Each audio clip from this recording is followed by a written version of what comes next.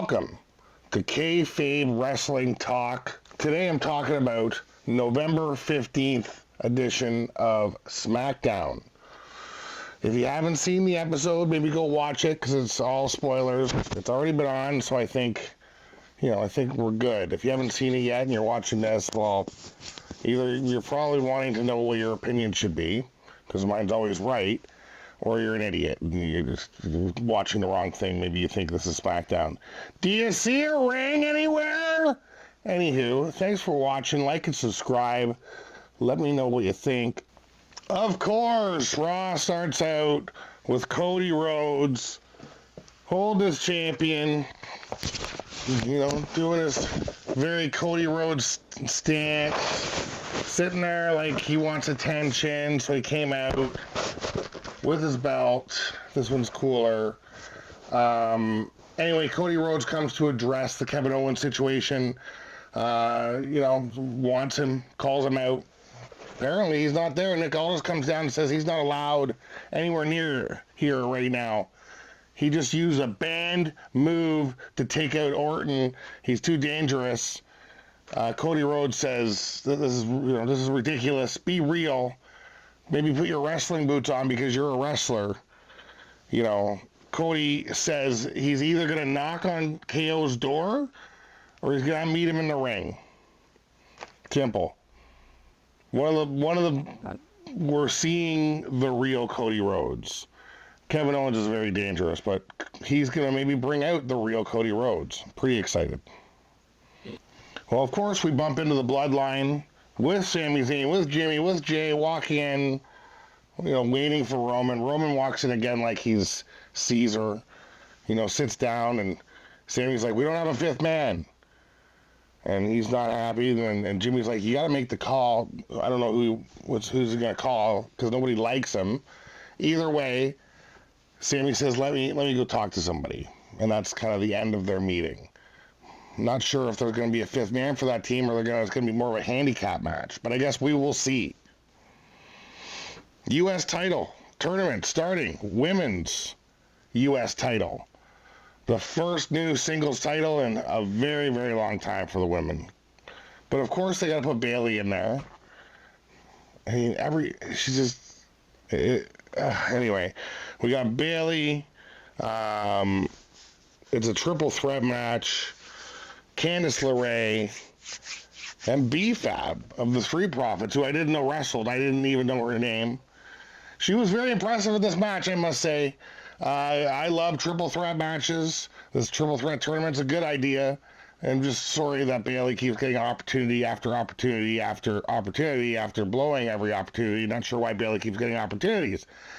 That being said, Bayley won the match, goes on to the next round to again blow another opportunity, hopefully, because I'm sick of her. I'm done. Huggy, and nobody cares. LA Knight's having an open challenge. I guess Sammy was hoping for him to be the fifth man. LA says, no, I don't. No. He says he'd rather both the bloodlines take each other out. And for such an idiot, that's a pretty smart thing to say. I agree. Why wouldn't he say that? Why would he throw himself into that? So he's having an open challenge for the U.S. title. Who comes down? Legado da Fantasma. Not sure if I said the name wrong, right, or whatever. Comes down. Him and LA Knight have some history.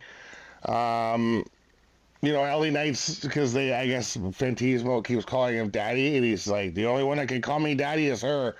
Ha ha! Sexist jokes. Good job, LA Knight. So Legado wants to be the one to fight, and LA Knight says, I've been there, done that, beat ya. But this guy is burning a hole in me with those eyes. And that was Berto, one of the guys that stands behind him. I think I've seen him fighting a couple tag team matches. Definitely his first title match. He did a good job. I mean, he got his ass kicked. He had some pretty good moves at the beginning. He had a little bit of momentum, but he got taught a lesson. The first open challenge, finally, he's getting some miles on that belt. LA Knight, the dumbest man in wrestling, retains. Somebody decides to ruin a celebration as Shinsuke Nakamura makes his return, kicks LA Knight's head off. I guess he's looking for some gold. So the new bloodline enters the ring as, again, Sammy and them are still, we don't have a fifth man. The true bloodline, the real bloodline, the ones with the necklace, enter the ring. Solo, Tonga's Fatu. So why not, I guess it's acknowledgement. And then Roman, Usos, Sammy, they all enter the ring for a nice little standoff. And then the fighting commenced. Fatu and Roman standoff. Everybody just fights out of the ring. And the two big men have a standoff. And Mr. Bronson Reed makes an appearance. Takes Roman out from behind. I guess we have a fifth man. Mr. Reed was doing some nice tsunamis on everybody. Just taking everybody out. Should be known that Roman did save Sammy at one point. Yada yada. It doesn't really matter. Solo is the same. I don't understand why everybody boos Solo and loves Roman suddenly. He's the same tyrant. Well, we got a fifth man on the real bloodline side. So, OG bloodline, whatever you want to call you. Does it just mean there's Sammy setting them up? I feel like Sammy's setting them up for something. This is a setup. I don't think Sammy's really on his side, by the way. We'll see. We get a little video from Kevin Owens from his car saying he wasn't allowed into the arena because Mr. Nick Aldis has trying to keep him out because of how dangerous he is. He is not happy. He just says, I'm trying to do my job. And then he got a text saying, well, can you be here next week because Cody wants to see you? And he flips out. He's like, oh, the Golden Boy wants me. Now they're going to unlock the doors.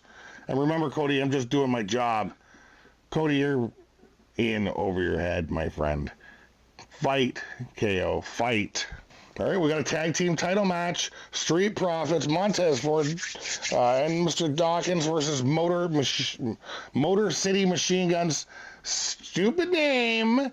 Shorten it up. How about his machine guns? Motor City. City Machine Guns. City Guns. Guns. Anything else, your name sucks. I don't get the hype. I mean, they're good at wrestling and stuff, and they can, do double teams and blah, blah, blah. But, a team like the Street Profits, it seems like a no-brainer. Street Profits would be able to just take them down. That being said, great match. Turned out to be quite a good match on both ends. But, of course, Mr. Ciampa, who feels like he was bunny-hopped for this title shot, comes in and kicks the crap out of Street Profits. So, and then Mr. Gargano comes down, tries to talk some sense to him. Ciampa pushes him down. He's like, I'm not into it for this. I want titles. We talked about titles. So, of course, Motor City Machine Guns are like, sorry, Street Profits, we didn't do this wasn't us. Dawkins just punches him out.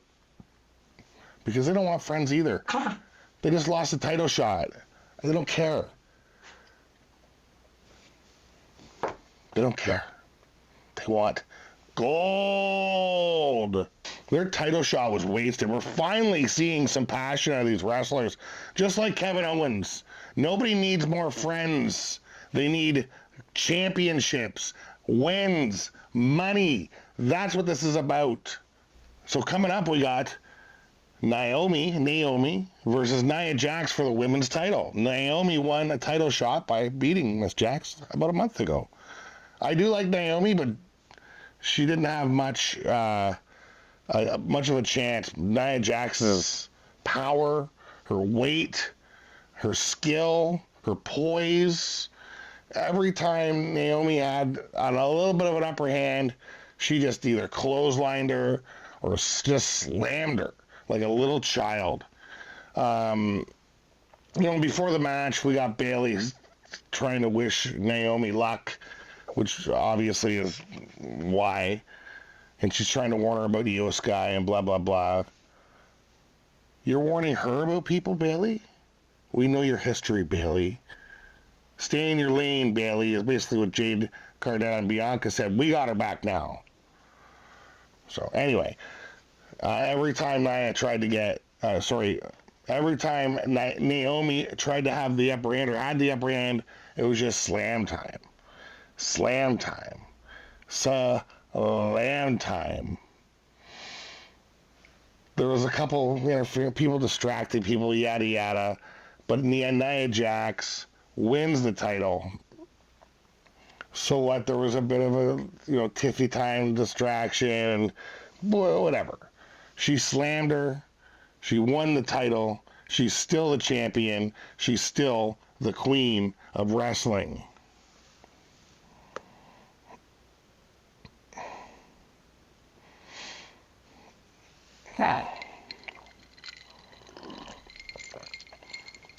Got the one little final scene of Mr. Roman Reigns making this call that they keep talking about. Jimmy keeps telling him to make the call. He picks his phone up, he goes, "Call the wise man." I'm like, ooh, we're going to hear from the wise man? Cheers to that. His phone's out of service. The wise man is not available. Hey, thanks for watching. Like and subscribe. Let me know what you think. Let me know how much you agree with me. And if you don't agree with me, let me know so I can tell you why you're wrong. Kayfabe wrestling talk, the way wrestling should be talked about. Cheers.